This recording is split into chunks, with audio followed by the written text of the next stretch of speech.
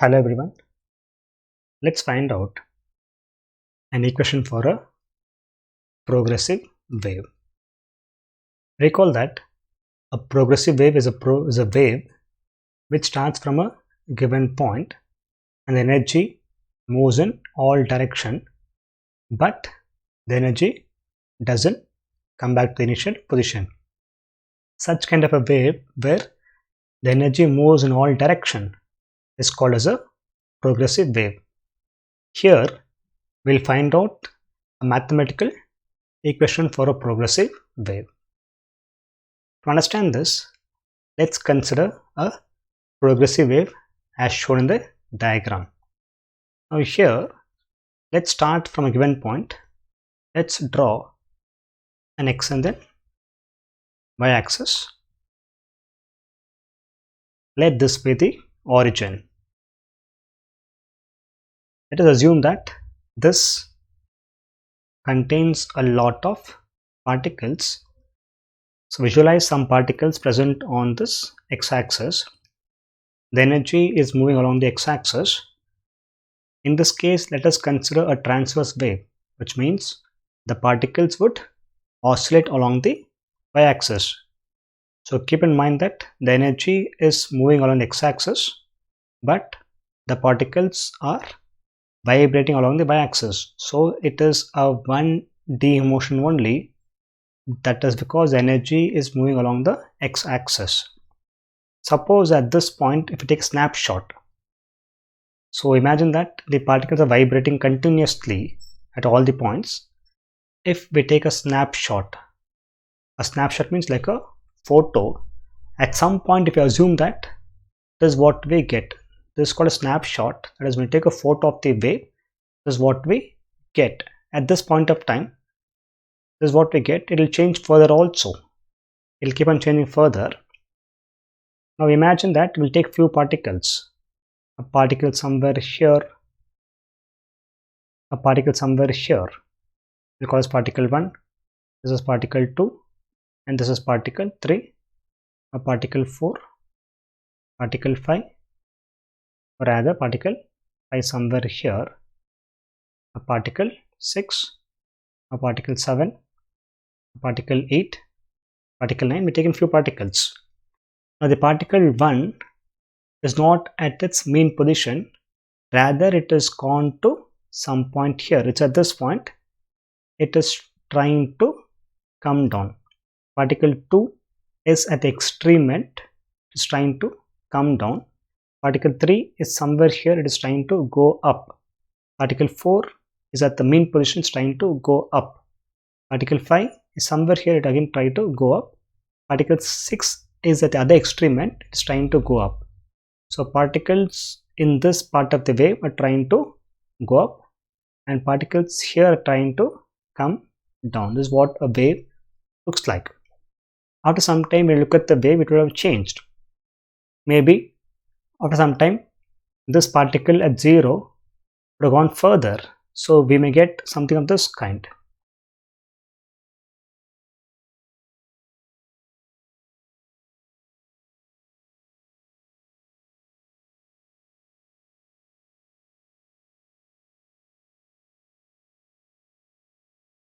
If you look at the particles, then particle at O might have come down here. Particle at 1 may be somewhere here. We may get this kind of wave also. The particles have different positions now. Particle O is here. Particle 1 is somewhere here. Particle 2, which was at the extreme position, has come down somewhere at the mean position. So the particles keep on vibrating continuously and the energy moves in this direction. Now here we want to find an expression for the displacement in terms of x and then t. We learnt in case of simple harmonic motion that the particles oscillation and its displacement are connected by the equation y is equal to a into sine omega t, where y indicates the displacement of a particle after time t. But here In this case of a wave equation, we need to bring in x also, because this equation is an equation for displacement for single particle, but a wave would contain many particles. So the displacement depends on two factors now. The displacement depends on time as well as x also. So we need to bring x also here. To understand that, let's assume that, let's take a wave whose wavelength is say 8 meter and time period is say 4 seconds, which means each particle would oscillate once in 4 seconds. That is, a particle somewhere here starting from this extreme end may take 1 second to go to mean position, 1 second like this, it's 2 seconds now, 1 second backwards to the mean position, and 1 to the other extreme end. This is called as time period. So it is taken as 4 seconds, and let the wavelength be 8 meter. Now what we'll do here is, we'll take a case of a different wave.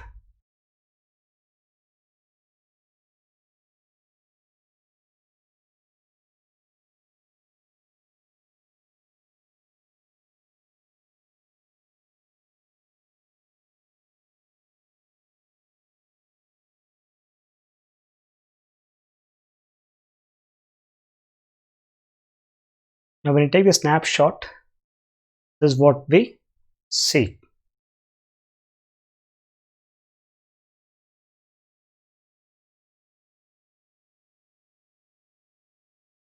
The distance from the mean position to extreme position is called as plus a. Here it is minus a. This is what we get. Imagine that at this point we take time to be 0. Now let the wave velocity be 1 meter per second. That's the wave speed. Let's take a time of say 2 seconds. Or let's make it more simple, just time of 1 second. After 1 second, the energy would have traveled a distance of 1 meter. Now, since wavelength is 8 meter, it means that distance from here to here would be 4 meter. That's called as point O. This is point B, and distance between point B to point D would be again 2 meters. So 1 meter somewhere here. This would be 1 meter. Now, after 1 second, this particle will come to the extreme end here. It's come somewhere here, and this particle is somewhere here. If we take time as 2 seconds, then the energy would travel distance of 2 meter. So starting from t is equal to 0, if we take a time of 2 seconds, then if we look at any one particle, that is this particle, after 2 seconds, it would go down here, it will come up again here. Similarly, other particles, if we drop other particles also,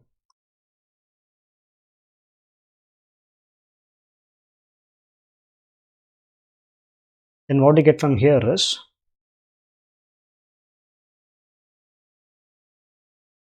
this particle at O is again here. This particle, say at point A, it would come to this position. It will come from the extreme to mean position. So what you get is, you get a graph like this. What you get? So this corresponds to point A. This is point B. The particle goes up and comes down. If you take a point C somewhere here, C would have gone to the other extreme end like this. Is what is D. If you look at a point B, this distance is 2 meter. Now, if you generalize it, that is, if we look at the particle before 2 seconds, for 2 seconds, this particle was here only, but it is trying to go up. The particle's movement now is to go down. But before 2 seconds, this particle is trying to go up, which means you can think that the particle's position and velocity now, that is after 2 seconds, is same as the center's position and velocity before 2 seconds. Let us recall, when t was 0 seconds, this particle was at the mean point, it's trying to go down. It has gone down and come up here. We are looking at two particles. We are looking at particle at O and particle at A and particle at B. For example, looking at this at time is 0 seconds and this as time 2 seconds, which means the motion of this particle now is same as the motion of the center before 2 seconds. So we're looking at two particles in two different time intervals. To generalize this, if you look at a case where we take time as x by v, instead of putting numbers, if we take time as x by v, then you can say that the motion of a particle at a distance of x, for example, think that this is distance x. The motion of this particle now, that is after time of x by v, this motion now is same as the motion of the reference point before time of t minus x by v. That is what is given as numbers here. The motion of this particle b now is equal to, or it represents the motion of the reference particle before time of 0 minus this time, which is before 2 seconds. So if you put it back here, then what we get is we can replace this t by t minus x by v. So y is equal to a sine into omega t minus x by v. If you take omega inside, that would give us y is equal to a into sine omega t minus omega x by v. But recall what is v. V is given as f into lambda. If you multiply and divide by 2 pi, then f into 2 pi is called as omega. So v is equal to omega lambda by 2 pi,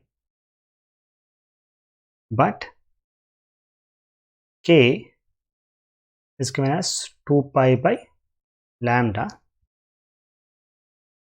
Therefore, v is equal to omega by k. We cross multiply from here, we get k is equal to omega by v. We put it back here, then what we get from this equation is y is equal to a sine omega t minus omega by v would be k. It's minus k into x. So this is the required form for equation. To generalize it, we can say y is a function of x and t, that is a into sine omega t minus kx. To understand this, this would mean that there are many particles in case of a wave motion. In fact, there will be infinite particles. But what we do here is we are studying the wave equation or the wave motion by just studying only one particle. By understanding the one particle's oscillation, we are trying to understand the wave motion. That one particle will have a displacement of y after time t. That one particle is at a distance of x. So this is the meaning of this equation, where a is called as amplitude, this factor is called as phase. In this case, we started the condition where the particle is starting from the mean position, that is when time t was 0, the particle was at the mean position.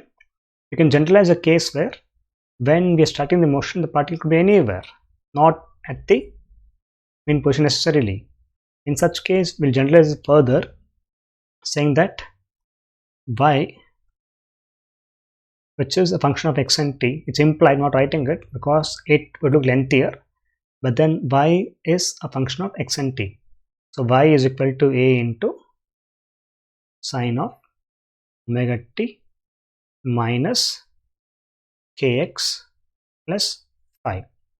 The whole thing is called as phase, and this phi is called as initial phase angle, and this omega is a well-known parameter called as angular frequency, and this k indicates how does a wave propagate. It's called as angular wave number. So this is the equation of a progressive wave traveling along the positive x direction.